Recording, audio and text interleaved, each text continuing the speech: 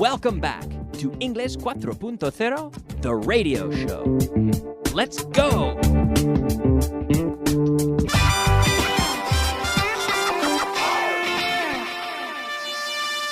Advanced. Hello, ladies and gentlemen, and welcome to class number 127. My name is Kyle. As always, here with you for the advanced portion of the class, and yes, we're going to get started. We'll get started by talking about the material that we covered yesterday on the program. We were talking about two interesting words, the word beside, and then we also talked about the word besides. ¿Cómo? Yeah, that's right. Beside and besides. Very different. So beside, al lado de, beside.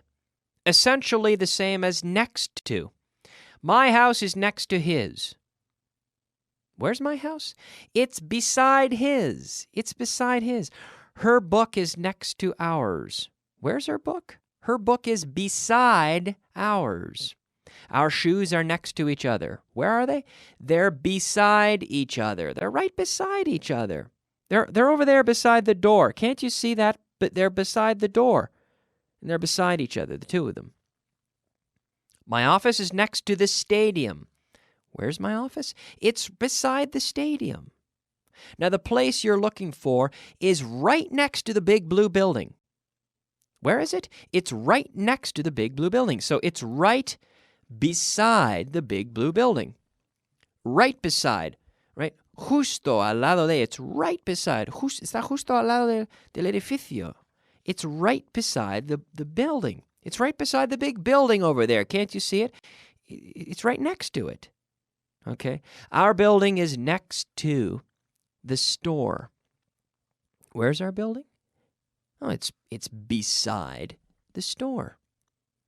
I'm sitting here in the studio. There are a lot of things beside me. There's a computer beside me. There's a microphone in front of me, but there's also another microphone beside me. There's a microphone beside me on my left, and there's a microphone beside me on my right.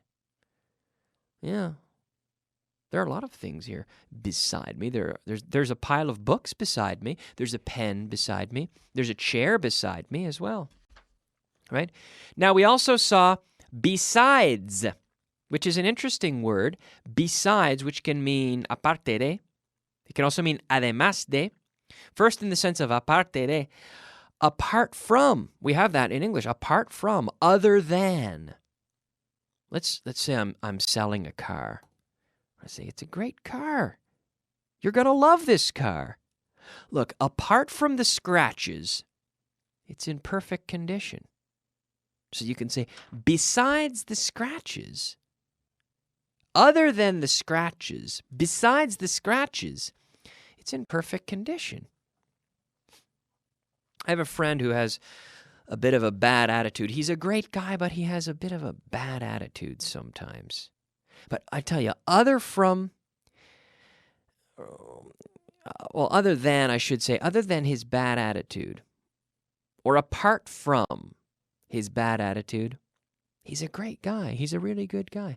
Besides his bad attitude, he's a great guy. Other than a few questions, I think everything is clear.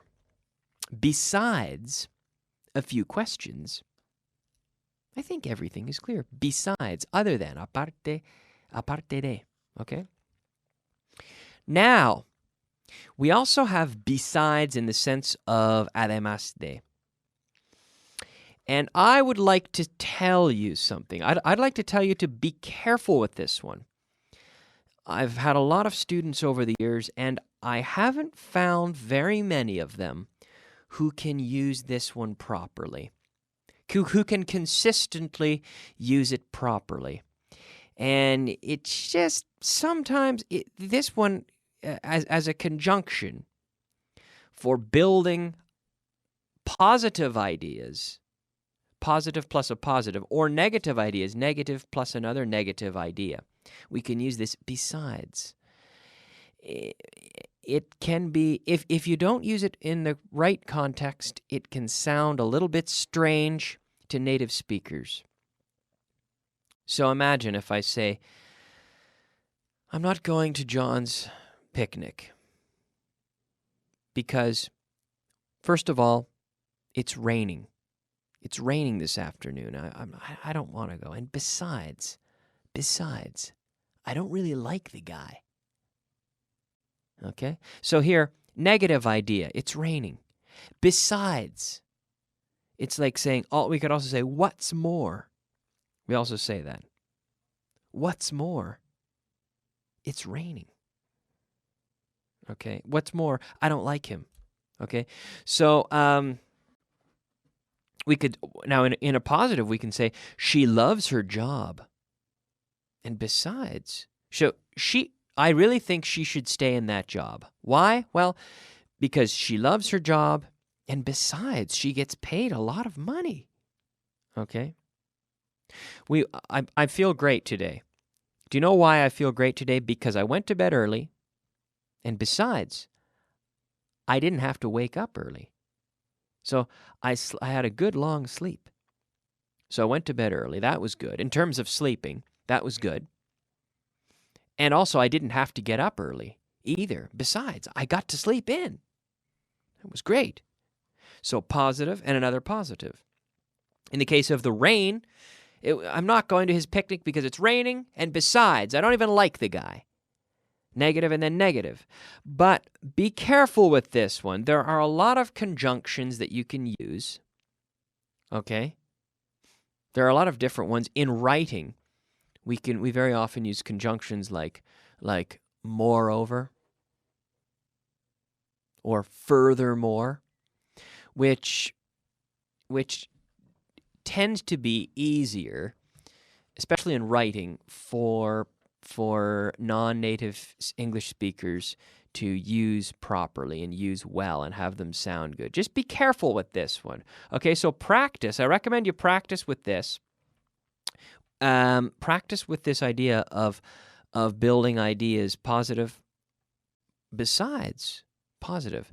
So we typically say a consequence. I'm going to do this because, and then we give a reason, besides, and then another point to strengthen that reason. That's how we use the word besides, right?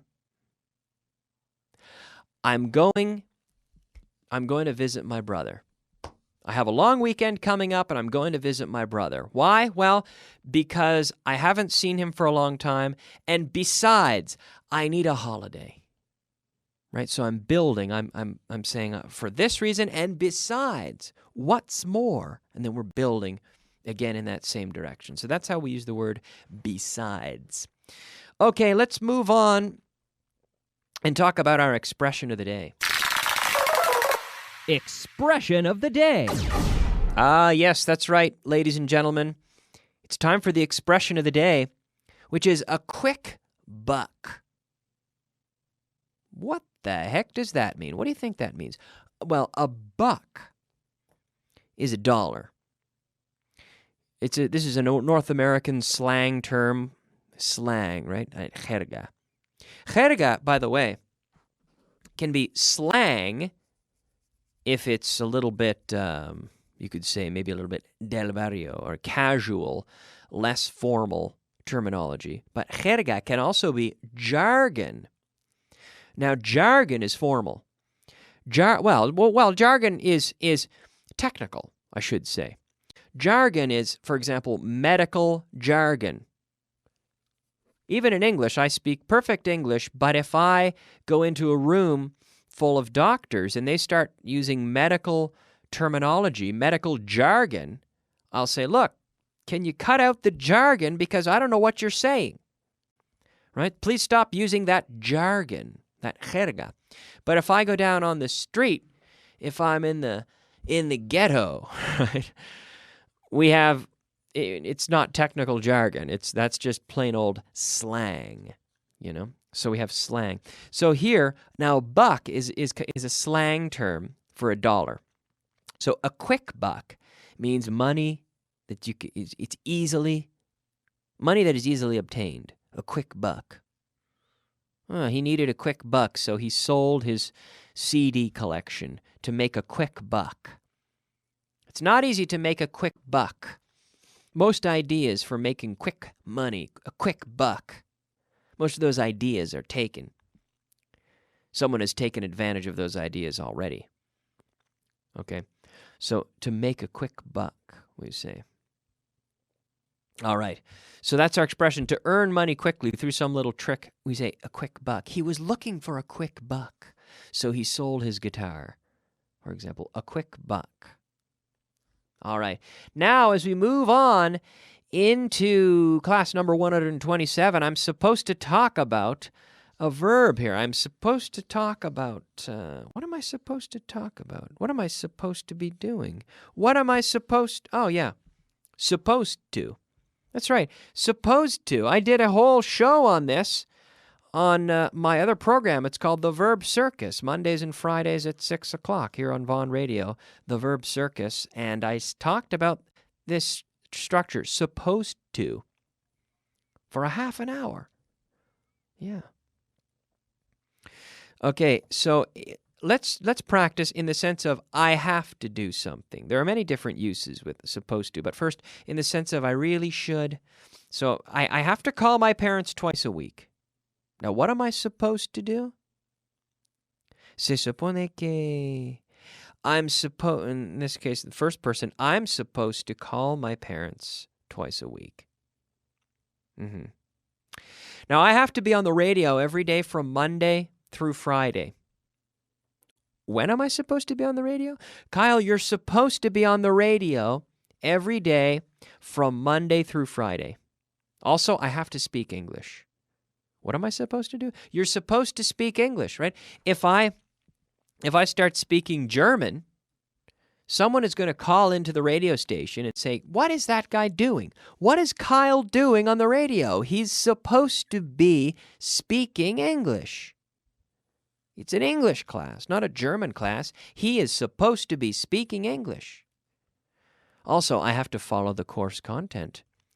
With this radio show, I have to follow the course content. The Vaughan Inglés 4.0 radio course content. I'm supposed to follow the content. I can't just talk about whatever because I'm supposed to follow the content here. Also, I have to speak clearly. What am I supposed to do? Kyle, you're supposed to speak clearly. Okay. Now, there are a number of other uses of supposed to. So we see this idea to be essentially to be expected to. So the machine is supposed to make noise. Or it's not supposed to run. It's don't worry if it's not running fast because it's not supposed to run fast. Okay. You're supposed to study hard. Since I'm your teacher, I'm supposed to know the answers. Yeah. Now, we also use supposed to be when we're talking about a general opinion in the sense of dicen que. He's supposed to be, that Alberto Alonso, he's supposed to be good at telling jokes. It's like saying they say he's good at telling jokes. Apparently he is. This show is supposed to be helpful for learning English, right? Okay, supposed to and to be supposed to. Now, we'll do a little review with this tomorrow. We'll come back and review this idea, but you can follow it in your student guide, class number 127, and you can see it, of course, today on the television as well. Let's move on and take a look at our 5 words of vocabulary. Vocabulary of the day. Ah, yes, ladies and gentlemen, it is time for the vocabulary of the day.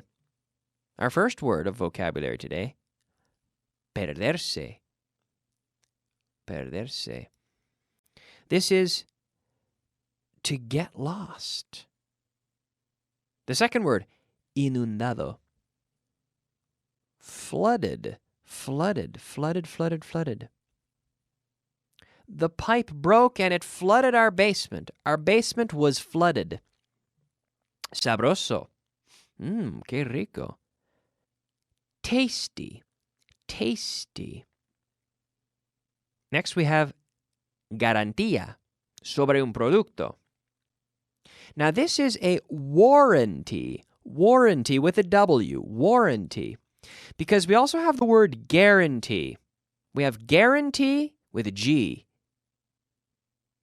Guarantee, G-U-A-R-A-N-T-E-E. And then we have warranty, W-A-R-R-A-N-T-Y.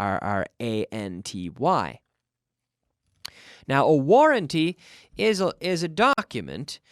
Well, it's a promise from a company that is a legally binding contract on a piece of paper that says if this television set doesn't work, if it breaks within 90 days, for example, come back to the store with this piece of paper and we will give you a new television set.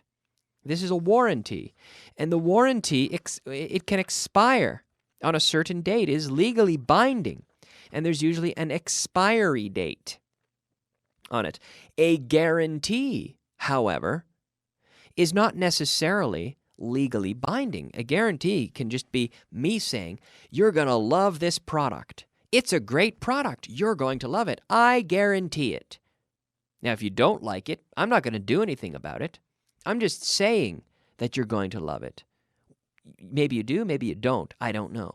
But the warranty, with a W, warranty is a legally binding promise, a contractual promise that says if the product fails, we will give you your money back because you have this warranty. And as long as the warranty is not expired, right? If it has not passed its expiration date, as long as it has not expired, then you're entitled to your money back or a new product or whatever is promised in the warranty. Okay? Decidido. Resuelto. Resolute. Resolute. All right, ladies and gentlemen, we only have a minute left. We have to be quick. Translation. All right, it is time for our translation. We'll try a few of these. This is list number 42. Él nunca llegó de vuelta al campamento. Él nunca llegó de vuelta. We say he never made it back. To make it back somewhere. He managed to return, but he never did. He never made it back to the camp. Number 2. Los dos libros están agotados. Both books are sold out. Number 3.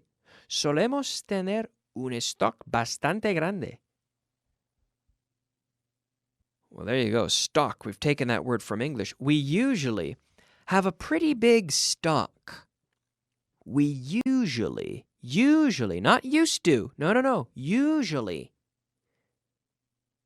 Solemos. It's like saying normally, typically. We usually have a pretty big stock. Stock. S-T-O-C-K. Not now a stock, no. Stock. A pretty big stock. Good. All right, ladies and gentlemen, I'd love to continue with this list, but I can't. They're telling me that we're running out of time, so I'm going to stop here, take a break, and I'll be back tomorrow and we'll review the whole list, I promise. So I hope you'll join me then. We'll see you then. Bye-bye.